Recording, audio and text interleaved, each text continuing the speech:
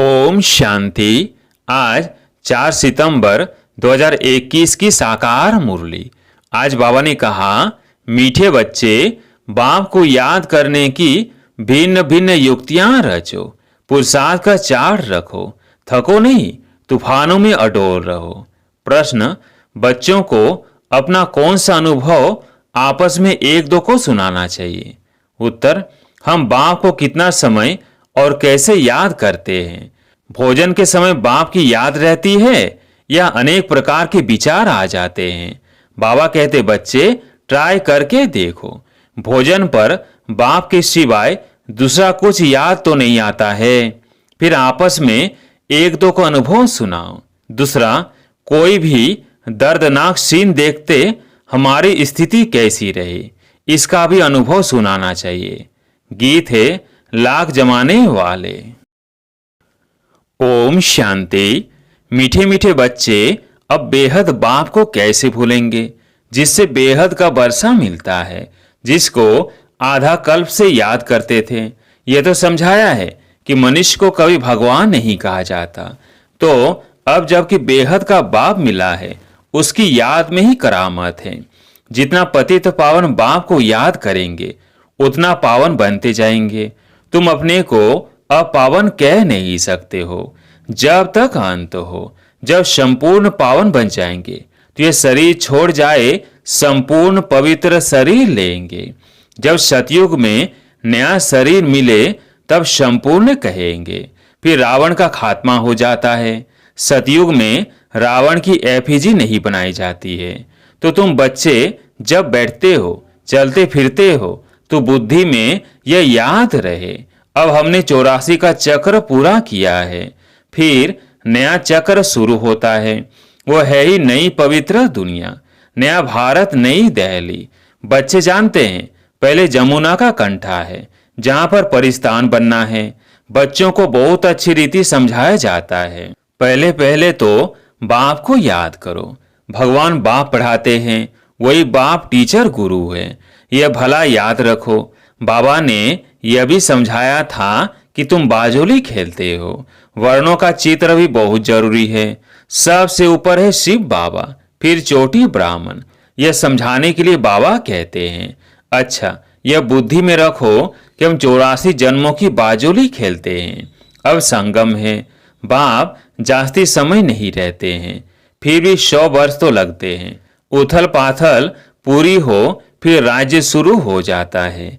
महाभारत लड़ाई तो वही है जिसमें अनेक धर्म विनाश, एक आदि सनातन देवी देवता धर्म की स्थापना हो रही है। तुम्हारी कालाबाजी तो वंडरफुल है। तुमको पता है, फकीर लोग कालाबाजी खेलते तीर्थों पर जाते हैं। मनुष्यों की श्रद्धा तो रहती है ना, तो उन्हों को कुछ न कुछ दे देते हैं। परवरिश उन्हों की होती रहती है, क्योंकि ऐसे मनुष्य अपने साथ क्या उठाएंगे। बाबा तो इन सब बातों का अनुभवी है। बाबा ने अनुभवी रत लिया है, गुरु भी किए, देखा भी बहुत कुछ, तीर्थ भी किए हैं।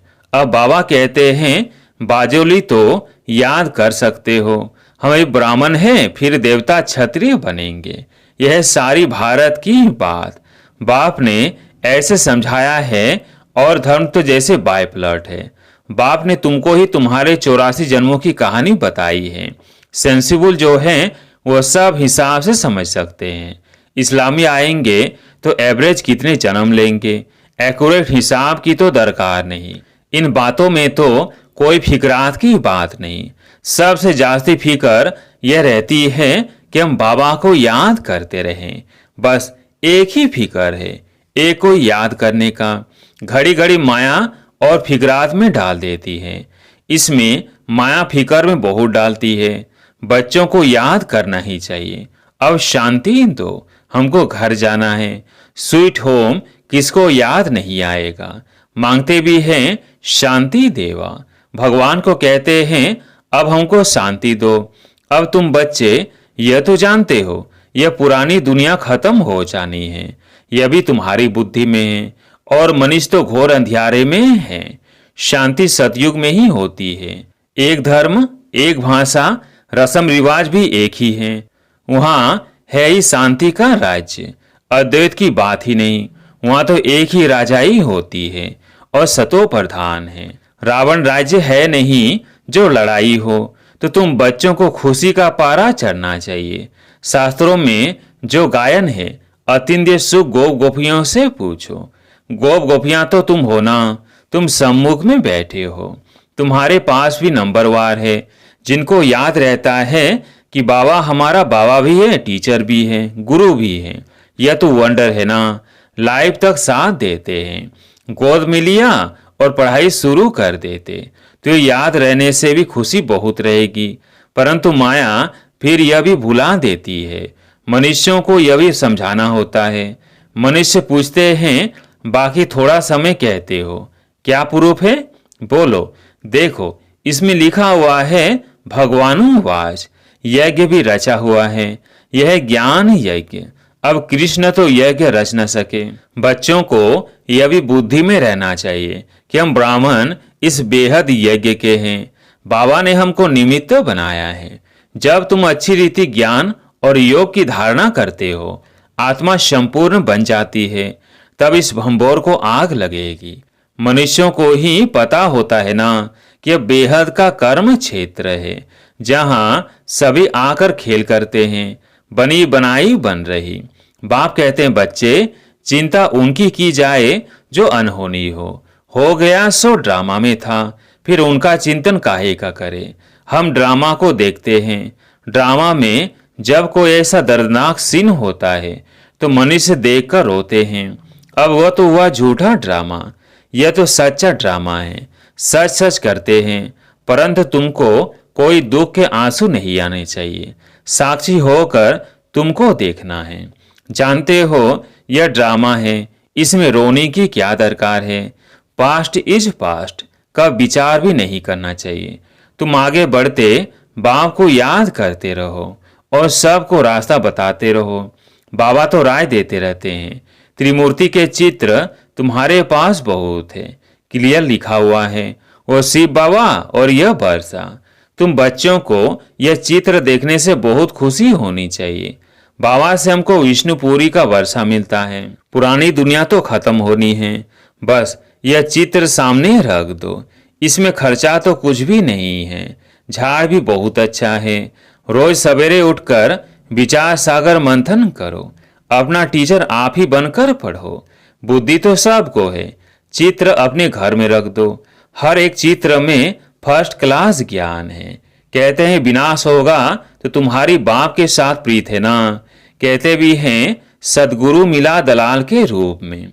तो तुम्हें कितनी अच्छी अच्छी बातें समझने समझाने के लिए मिली है। फिर भी माया का पंप बहुत है। 100 वर्ष पहले ये बिजली गैस आदि थोड़ी थी।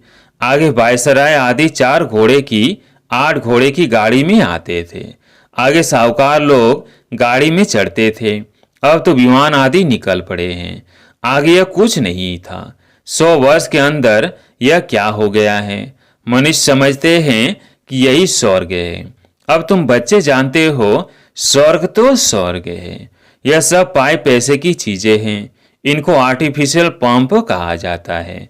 अब तुम बच्चों को यही एक फुरना चाहिए कि हम बाप को याद करें, जिसमें ही माया विघ्न डालती है। बाबा अपना मिसाल भी बतलाते हैं। भोजन खाता हूँ, बहुत कोशिश करता हूँ याद में रखाऊं, फिर भी भूल जाता हूँ। तो समझता हूँ बच्चों को तो मेहनत बहुत होती होगी। अच्छा बच्चे तुम ट्राई करके तो देखो, बाबा की याद में रहकर दिखाओ। देखो सारा समय याद ठहर सकती है। अनुभव सुनाना चाहिए। बाबा सारा समय याद ठहर नहीं सकती है। बहुत किस्म किस्म की बातें याद आ जाती हैं। बाबा खुद अपना अनुभव बताते हैं। बाबा ने जिसमें प्रवेश किया यह भी पुरुषार्थी हैं। इन पर तो बड़े झंझट हैं। बड़ा कहलाना, बड़ा दुख पाना, कितने समाचार आते हैं। विकारों के कारण कितना मारते हैं, घर से निकाल देते हैं। बच्चियां कहती हैं मैं ईश्वर की शरण में आई हूँ।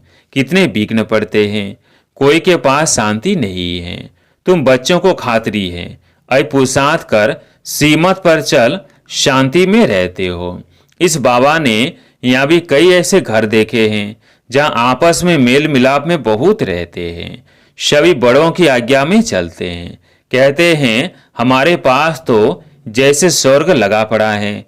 अभी बाबा तुमको ऐसे स्वर्ग में ले जाते हैं जहाँ सब प्रकार के सुख हैं। देवताओं का 36 प्रकार का भोजन गाया हुआ है। अब तुम स्वर्ग का बरसा बाप से लेते हो। वहां तो कितने स्वादिष्ट वैभव खाते रहेंगे और पवित्र होंगे। अब तुम उस दुनिया के मालिक बनते हो। राजा रानी प्रजा में फर्क होगा ना। आगे राजाएं लोग बहुत भवके में रहते थे।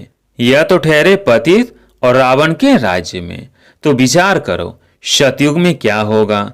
सामने चित्र लक्ष्मी नारायण के रखे हैं। कृष्ण के लिए झूठी बातें लिख बदनामी कर दी है। झूठ माना झूठ, सच की रत्ती नहीं। अब तुम समझते हो हम स्वर्ग के मालिक थे, फिर 84 जन्म ले बिल्कुल शूद्र बुद्धि बन गए हैं। क्या हाल हो गया है। अब फिर पुरुषार्थ कर क्या बनते हो। बाप पूछते भी है ना कि तुम क्या बनेंगे, तो सब हाथ उठाते हैं सूर्यवंशी बनेंगे। हम तो माता पिता को पूरा फॉलो करेंगे, कम पुरुषार्थ थोड़ी करेंगे। सारी मेहनत याद और आप समान बनाने पर है। इसलिए बाप कहते हैं जितना हो सके सर्विस करना सीखो। है बहुत सहज। ये शिव बाबा, यह विष्णुपुरी, लक्ष्मी नारायण का राज्य होगा। यह तो बहुत अनुभवी है। सीढ़ी पर तुम समझा सकते हो। तुम बच्चों को ये झाड़ चक्र देखने से ही बुद्धि में सारा ज्ञान आ जाना चाहिए। ये जो लक्ष्मी नारायण है, इन्हों की राजधानी कहाँ चली गई, किसने लड़ाई की, जिससे हराया। अब तो वो राज्य है नहीं। इन ईश्वरीय बातों को कुछ नहीं जानते हैं। तुम बच्चों को यह भी साक्षात्कार हुआ है कैसे गुफाओं खानियों से जाकर सोने हीरे आदि ले आते हैं। यह साइंस तुम्हारे सुख के लिए होगी, यहाँ है दुख के लिए। वहाँ एरोप्लेन भी फुल प्रूफ होंगे। बच्चों ने शुरू में यह सब कुछ साक्षात्कार किया हुआ है। पिछाड़ी में भी तुम बहुत साक्षात्कार करेंगे। यह भी तुमने साक्षात्कार किया है। चोर लूटने आते हैं, फिर तुम्हारी शक्ति का रूप देख भाग जाते हैं। वह सब बातें पिछाड़ी की हैं। चोर लूटने आएंगे, तुम बाप की याद में खड़े होंगे तो एकदम भाग जाएंगे। अब बाप कहते हैं बच्चे खूब पुरुषार्थ करो। मुख्य बात है पवित्रता की। एक जन्म पवित्र बनना है। मौत तो सामने खड़ा है। कुदरती आपदाएं बहुत कड़ी आएंगी जिसमें सब खत्म हो जाए। शिव बाबा इन द्वारा समझाते हैं। इनकी आत्मा भी सुनती है। यह बाबा सब बतलाते हैं। शिव बाबा को तो अनुभव नहीं है, बच्चों को अनुभव होता है। माया के तूफान कैसे आते हैं, पहले नंबर में यह है, तो इनको सब अनुभव होगा। तो इसमें डरना नहीं है, अडोल रहना है। बाप की याद में रहने से ही शक्ति मिलती है। कोई बच्चे चार्ट लिखते हैं, फिर चलते चलते बंद कर देते हैं। बाबा समझ जाते हैं थक गया है। पारलौकिक बाप जिसे इतना बड़ा बरसा मिलता है, ऐसे बाप को कभी पत्र भी नहीं लिखते हैं, याद ही नहीं करते। ऐसे बाप को तो कितना याद करना चाहिए। शिव बाबा हम आपको बहुत याद करते हैं। बाबा आपकी याद बिगर हम भला कैसे रह सकते हैं। जिस बाप से विश्व की बादशाही मिलती है, ऐसे बाप को कैसे भूलेंगे। एक कार्ड लिखा, वो अभी तो याद किया ना। लौकिक बाप भी बच्चों को चिट्ठी लिखते हैं। नूरे रतन स्त्री पति को कैसे चिट्ठी लिखती है। यहाँ तो दोनों संबंध है। यह भी याद करने की युक्ति है। कितना मीठा बाबा है। हमसे क्या मांगते हैं, कुछ भी नहीं। वह तो दाता है, देने वाले है ना, यह लेने वाला नहीं। कहते हैं स्वीट चिल्ड्रन मैं आया हूँ, भारत को खुशबूदार बगीचा बनाकर जाता हूँ। अच्छा, मीठे मीठे सिकिलदेव बच्चों प्रति माता पिता बाप दादा का याद प्यार और गुड मॉर्निंग। रूहानी बाप की रूहानी बच्चों को नमस्ते। हम रूहानी बच्चों की रूहानी बाप दादा को याद प्यार गुड मॉर्निंग नमस्ते नमस्ते। धारणा के लिए मुख्य सार। पहला पॉइंट, सूर्यवंशी बनने के लिए माता पिता को पूरा फॉलो करना है, याद में रहने की और आप समान बनाने की मेहनत करनी है। दूसरा पॉइंट, पुरुषार्थ कर सीमत पर चल शांत रहना है, बड़ों की आज्ञा माननी है। आज प्यारे मीठे बाबा का वरदान, स्वयं को सेवाधारी समझकर झुकने और सर को झुकाने वाले निमित्त और नम्रचित भव। स्वयं को सेवाधारी समझकर झुकने और सर को झुकाने वाले निमित्त और नम्रचित भव। निमित्त उसे कहा जाता जो अपने हर संकल्प व हर कर्म को बाप के आगे अर्पण कर देता है।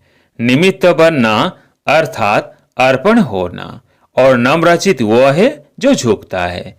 जितना संस्कारों में संकल्पों में झुकेंगे उतना विश्व आपके आगे झुकेगी। झुकना अर्थात झुकाना। यह भी संकल्प न हो कि दूसरे भी हमारे आगे कुछ तो झुके। जो सच्चे सेवाधारी होते हैं वो सदैव झुकते हैं, कभी अपना रोब नहीं दिखाते। स्लोगन: अब समस्या स्वरूप नहीं, समाधान स्वरूप बनो। ओम शांति।